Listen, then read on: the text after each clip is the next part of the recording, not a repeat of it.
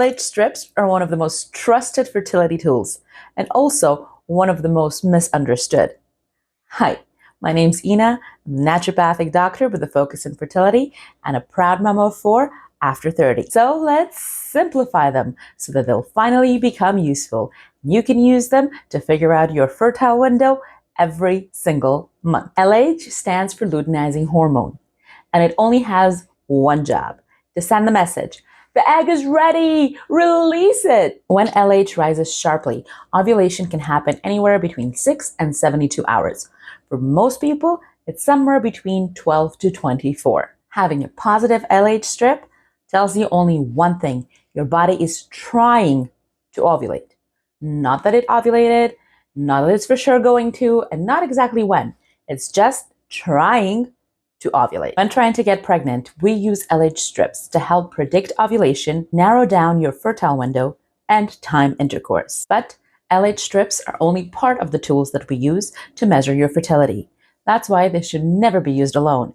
They work best when charted together with your cervical mucus and basal body temperature. The way this works is we focus on cervical mucus during the first half of your cycle, the follicular phase. That's when we focus on estrogen, and cervical mucus is great at telling us what estrogen is doing. As you get closer to ovulation, the focus shifts to LH strips. LH strips help us pinpoint when ovulation is most likely to happen and tells us exactly when your body is trying to ovulate. During the second part of your cycle, also known as the luteal phase, we focus mostly on basal body temperature. That helps us confirm the fact that ovulation has occurred and also allows us to measure the length of this phase. So, cervical mucus shows that estrogen is rising and ovulation is likely to happen. LH strips tell us that ovulation is imminent, and the basal body temperature helps us confirm that ovulation has occurred. I do have separate and more detailed videos on both cervical mucus as well as basal body temperature tracking, and I'll link them both in the description below. Each of these signs help answer a different question relating to your cycle, but put together, they give you fertility clarity. If you want to add LH monitoring to your fertility tracking, you need a few things. You need some LH strips, a cup to pee in, and some place to record your results. If you don't have a fertility tracking chart, I have created one, and it is also linked down below. And happy tracking! You should start testing your LH level on the first day after your period when you find any cervical mucus. If you have any questions about cervical mucus or want more information on the different types and what they mean, there's a video up here and it's linked down below. If your cycles are shorter, 28 days or less, you should start testing as soon as you're done your period. The time you take the test is also very important. You should test in the late morning or early afternoon, somewhere between 10 a.m. and 2 p.m. You don't want to test first thing in the morning because LH rises during the day. And if you test using your first morning urine, you're likely to miss it. As you continue testing, as you see the line getting darker, you should start testing twice in the day. So the first one would be, say, around 11 a.m., and the second test would be done 4 to 6 hours later. So if your first one was at 11, the next one will be around 5. The reason you want to do that is because you want to make sure that you don't miss your LH surge. You want to continue testing twice a day until your LH peaks. So your test line would be as dark or darker than the control. Continue to do this to make sure that after that peak, the line gets lighter and then eventually it should disappear. So you should test generally for around 3 more days after your peak. However, continuing to test just with LH strips is never going to confirm that ovulation has happened. For that, you need to figure out your basal body temperature, and a spike in basal body temperature followed by that maintained higher temperature will confirm that you have ovulated. So, how do you do the test? Well, the first thing you have to do is you have to pee into a cup. Some tests, like the Easy at Home, come with a package where they have the strips as well as little mini disposable urine cups. Otherwise, any clean, dry cup would do. It is very important that if you're reusing your cup, you have to make sure that it is completely dry.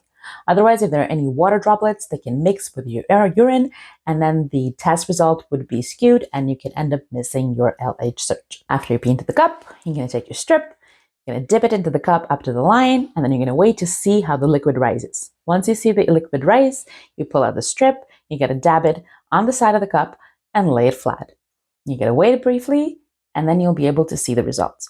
You need to compare your test line to the control line to figure out where you are in your LH levels in your cycle. A negative test would be anytime the line is lighter than the control. Even if you have a lighter line, it is important to record it in your chart. First of all, you are not going to remember what your LH was doing this month when you look back on it next month. Secondly, if you're struggling with fertility or your cycles are irregular, it is very, very helpful to figure out what is happening at different points in your cycle. So you need to record when the line is light, getting darker, and peaks. This helps you to learn your hormone patterns and gives valuable information that can be put together to address whatever concerns you're having, which will ultimately speed conception. A positive test would be when the line is as dark or darker than the control. That's it. You're not hunting for a perfect score. You're just looking for change. It is also very important to note that one test really doesn't matter. What you're looking for is you're looking for a gradient. You're looking for change. What you want to see is tests that go from nothing to light to darker to peak and then back to light again. And what this tells you is that your body sent out a message to your ovaries telling them that they should ovulate.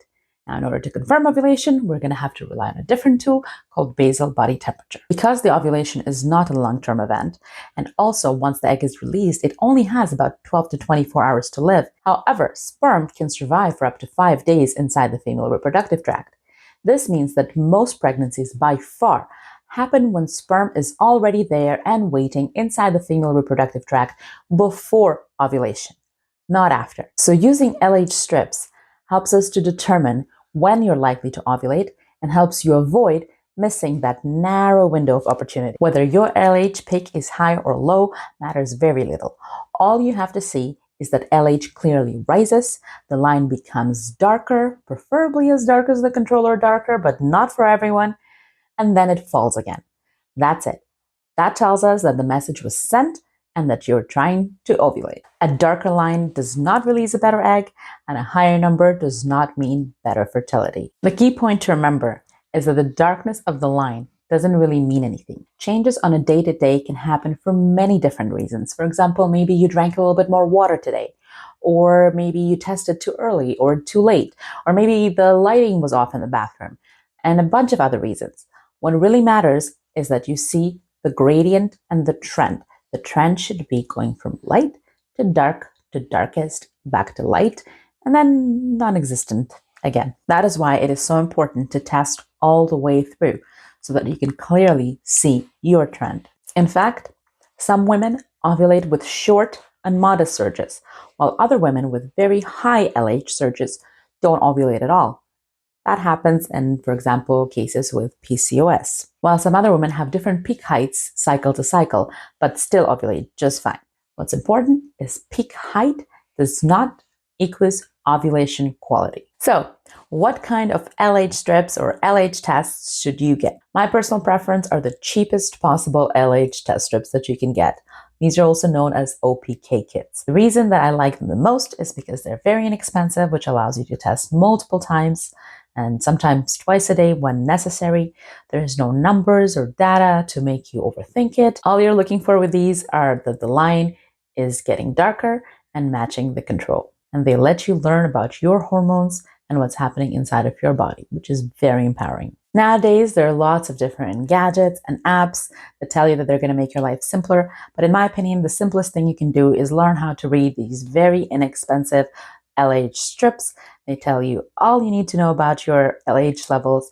You really don't need any ratios, percentages, and graphs. I remember when I was trying to get pregnant, all of that extra information was very, very overwhelming, and it made me go crazy and doubt myself. And that is really not helpful at the time when you're trying to get pregnant. But learning how to use the LH strips and understanding how my body works was extremely empowering. And in order for you to be able to understand your LH levels, you just need to see the patterns. And in order for you to do that, I truly believe that your eyes are the best tools. Another type of test that you can use to test your LH are the digital ovulation predictor kits. These are the ones that come up with like a smiley face or tell you that your LH is at its peak. The pros are the fact that they are simple to read, there's no interpretation required, and they're generally a lot cleaner because you can just pee on the stick and you don't have to pee in a cup. However, these are usually much more expensive, Some of them will not allow you to continue testing after you reach your peak because they want you to buy a new test. And also, they hide the whole progression from you, so you can't really see how your LH changes throughout the cycle. Lastly, some of them have a particular threshold that you have to hit in order to get that smiley face or peak reading. For you, your normal may be lower and you would never hit that, and you will never end up seeing that smiley face or peak reading even though you have ovulated. In my personal opinion, they give you less information. And when I was able to figure out my cycles and my LH surges, I felt a lot more empowered. Lastly, they're app-based or quantitative hormone tests. These measure your LH levels as well as other hormones such as estrogen and give you an actual number. An example of these will be the Mirror Fertility Analyzer or something like the Clear Blue Advanced Digital Ovulation Kit. I don't usually recommend this for most of my patients because they're way more expensive.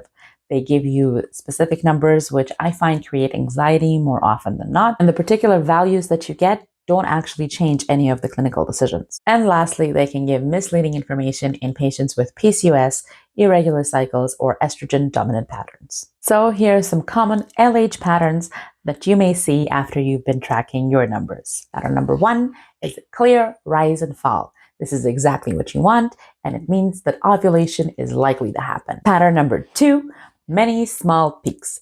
This generally means that your body tried to ovulate, couldn't quite get there, and then tried again. The reason this might be happening is because of stress, illness, travel, or low energy. Some things that might help are eating well-balanced regular meals, avoiding over-exercising, especially mid-cycle, hydrating well, prioritizing sleep, and reducing major stressors around your fertile window. Pattern number 3 is no clear peak.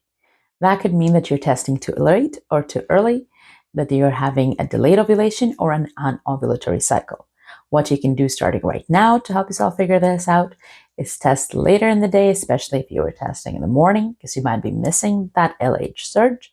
Test twice daily, especially once you see the line starting to get darker, not even when it gets really, really dark, but just to see maybe you're missing that peak. Also, look for your cervical mucus as well as your basal body temperature, because what might be happening is that you're just not reaching that peak.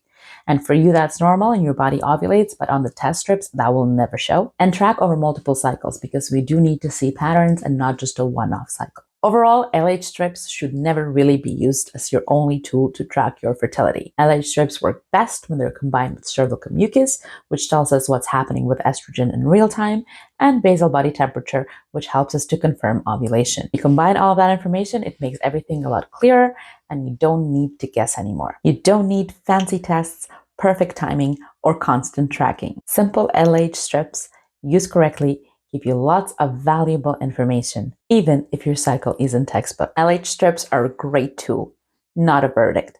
Once you understand how to use them and the information that they give you, they become empowering instead of stressful. Subscribe and let's figure this out together.